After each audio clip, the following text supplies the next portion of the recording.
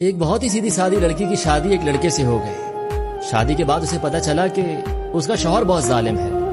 وہ بات بات پر اس پر غصہ کیا کرتا، ہاتھ اٹھایا کرتا، اور وہ بیچاری خاموشی سے ایک کونے میں دبک کر بیٹھ جاتی۔ کچھ ٹائم بعد اس کی اولاد بھی پیدا ہو گئی، لیکن شوہر نے غصہ کرنا اور ہاتھ اٹھانا نہیں چھوڑا۔ ایک دن شوہر کو کسی بات پر کچھ زیادہ ہی غصہ آ گیا اور اس نے بیوی کو بری طرح سے مارنا پیٹنا شروع کر دیا۔ جب شوہر نے اس کے چہرے پر مارا تو وہ روتے ہوئے بولی، میں بچوں کی وجہ سے رو رہی ہوں، چھوٹے چھوٹے بچے ہیں ہمارے، آپ ان کے سامنے تو نہ مارا کریں۔ اور پھر اچانک سے کہنے لگی کہ میں جا رہی ہوں، آپ کی شکایت کروں گی۔ شوہر بولا میں تجھے باہر جانے کی اجازت دوں گا تب نہ۔ تو بیوی روتے روتے بولی، آپ کو کیا لگتا ہے آپ نے جو سارے دروازے کھڑکیاں بند کر دیے ہیں، کیا اس سب سے آپ مجھے شکایت کرنے سے روک لیں گے؟ شوہر انتہائی تعجب کے ساتھ بولا، پھر تو کیا کرے گی؟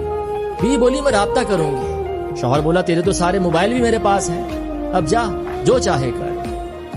بیوی نے پھر کہا، میں رابطہ کروں گی، اور یہ کہہ کر وہ غسل خانے کی طرف بھاگی۔ تو شوہر بھی اس کے پیچھے بھاگا کہ کہیں غسل خانے کے روشن دان سے نکل نہ بھاگے۔ تو بھاگ کر غسل خانے میں گھس گیا اور روشن دان کے نیچے کھڑا ہو گیا۔ جب اس نے دیکھا کہ یہ تو بھاگنے کی کوشش ہی نہیں کر رہی ہے تو واپس روم میں آ گیا اور اس کے باہر نکلنے کا انتظار کرنے لگا۔ تھوڑی دیر بعد بیوی نکلی تو اس کا چہرہ وضو کے پانی سے تر تھا اور لبوں پر اس نے ایک بہت ہی پیاری مسکراہٹ سجا رکھی تھی۔ کہنے لگی، جس کے نام کی آپ قسم اٹھاتے ہیں نا، میں آپ کی اس سے شکایت کروں گی۔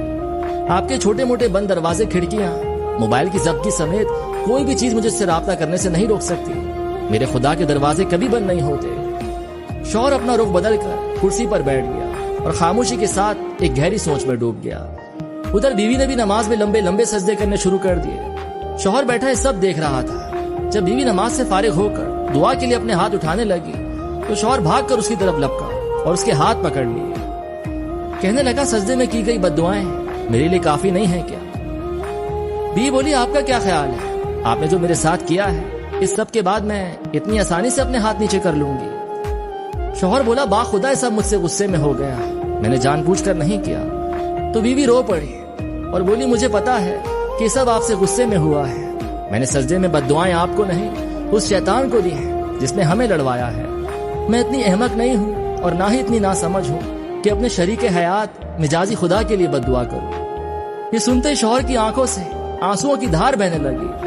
وہ بیوی کے نرم نازک ہاتھوں کو بوسہ دیتے جا رہا اور کہتے جا رہا کہ میں آج اس جائے نماز پر بیٹھ کر آپ سے وعدہ کرتا ہوں کہ کبھی آپ کو برائی کے ارادے سے ٹچ تک نہیں کروں گا۔